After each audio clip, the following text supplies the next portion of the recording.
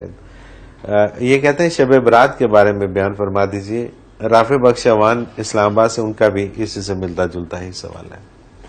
میرے بھائی، شب برات جو آج کل منائی جاتی ہے ایک رواج ہے، ایک بدعت ہے، دین کے خلاف ہے. ہر بدعت سنت کو مٹا کر کی جاتی ہے اور بہت بڑا جرم ہے. اللہ معاف فرمائے.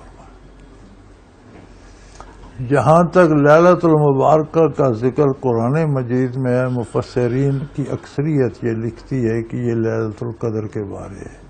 صحیح. جب ایک دفعہ آ گیا انا انزلناہ فی لیلۃ القدر، بالکل ٹھیک. تو وہ یقینی ہو گیا. اب جب کسی مبارک رات کا ذکر آتا ہے تو مراد وہ ہوتی ہے. ایک بات، جنہوں نے کوئی تعویل کرنے کی کوشش کی ہے انہوں نے یہ فرمایا ہے کہ جی لیلۃ القدر کو تو علم الہی سے لوح محفوظ میں آ گئی چیزیں، اور لوح محفوظ سے جب پہلے آسمان پہ اتاری جاتی ہیں یا پہلے آسمان سے فرشتوں کو دی جاتی ہیں تو وہ یہ شب برات ہے.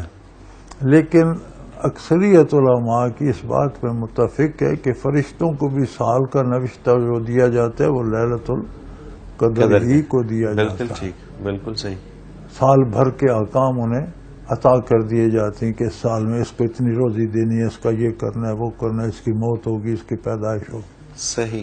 تو یہ چیزیں لیلۃ القدر سے ہیں. اور لیلۃ القدر میں بھی خلاف سنت کوئی کام کرنا بدعت ہے.